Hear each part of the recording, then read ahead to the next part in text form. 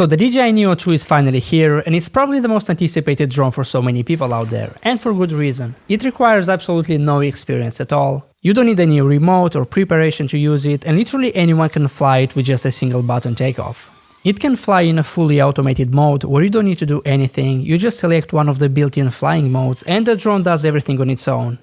Or you can use a smartphone to control it or a dedicated RC remote.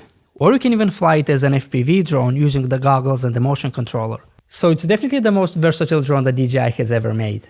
The NEO 2 is now packed with tons of new features, new automated flying modes, faster and smoother active tracking, a new built-in screen to easily switch between different modes, distances and angles of each of these modes, a new Lidar sensor in the front, omnidirectional obstacle sensing, and an overall better build quality. Not to mention the improved image quality and the new 2-axis gimbal stabilization, but more on that later. First, let's have a look at some footage shot on the DJI NEO 2.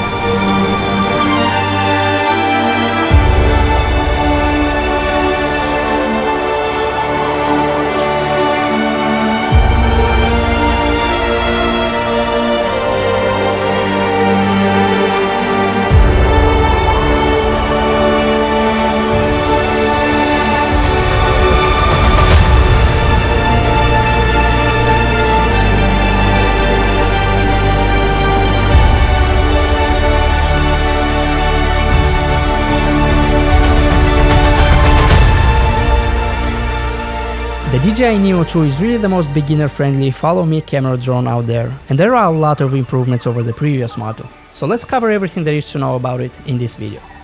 The first big improvement is the image quality and the new 2-axis gimbal design that now allows you to take smooth and cinematic videos even in windy conditions. And this is a huge improvement over the previous generation, as the image quality on the DJI NEO 1 wasn't really that good, and it only had 1-axis gimbal stabilization, which made it really impossible to use in windy conditions.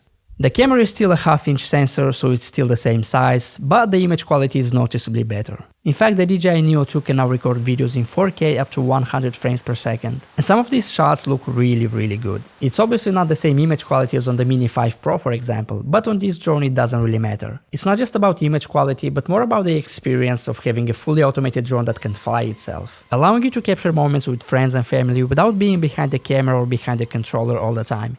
It's more about being present in the moment and simply enjoying it. It's super light, super small and portable, and I just had so much fun using it lately, especially when I just wanted to relax a bit and simply enjoy the moment without having to carry all my camera gear with me, but still being able to capture some of those moments. The new selfie shot mode is probably one of my favorite features on the DJI NEO 2, as I no longer have to bother asking strangers to take a quick photo of me and my girlfriend, for example. And let's be honest, sometimes people take some really weird shots. So now with this little guy, it's kind of cool that I no longer have to worry about that. I don't need to carry my camera gear with me and set up a tripod or worrying about bothering people. I can easily take some photos in just a few seconds, and you can even move the drone with your hands to any angle that you like with the new gesture control function. This feature is so cool. Not only does it make you feel like a superhero in real life, but it also allows you to move the drone around simply by using your hands, completely removing the need for your smartphone. You can use one hand to move the drone up and down or left to right, and by using two hands you can move it closer to you or farther away. Now, this is definitely one of my favorite features on the NEO 2, and as you can see, the image quality of these selfie shots is really good. Overall, I'm super happy with this feature, and this is probably the reason that I personally would choose the NEO 2 over any other drone.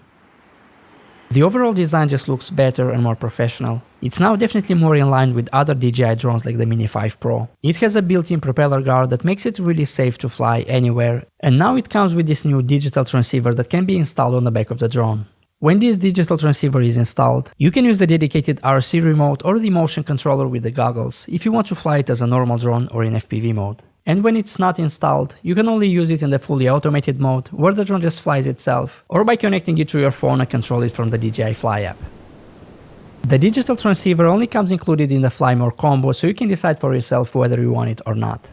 If you just want to fly it automatically or by controlling it with your phone, then you probably don't need it. But if you also want to use it as a normal drone or even as an FPV drone, considering that the image quality has been greatly improved, then you might consider buying this transceiver separately.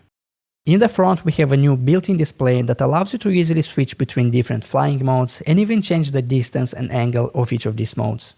This just makes flying the Neo 2 so much easier and super convenient, as you have all the info right in front of you all the time, without needing to use your smartphone. We also have a new Lidar sensor and an LED indicator for video recording and selfie shots, combined with 2 new sensors on the back for omnidirectional obstacle avoidance, which results in better active tracking. And you can now fly the Neo 2 above water finally, whereas the Neo 1 really struggled with that. I've been flying it over water and in some really windy conditions, and I was really impressed with how much better it is compared to the Neo 1. And there are also new flying modes that you can choose from the app, like the new Hitchcock zoom for example, which kind of looks really cool. The battery life has also been improved to up to 19 minutes of flight time, but that's on paper. In reality I'm getting a bit less, around 14 or 15 minutes of flight time, which is already good considering its size and weight. And we now have 49GB of internal storage, more than double than on the previous generation, but there is still no slot for an SD card, so you're kind of limited to just the internal storage. Now, I'll never use this drone as my Mavic 4 Pro or even the Mini 5 Pro for professional work or some long-range flights, considering its weight limitations and size, as well as the limited internal storage. But this drone is not really built for that. It's more about having fun and enjoying moments with friends and family. And for that, I think both the flight time and the internal storage are more than enough, honestly.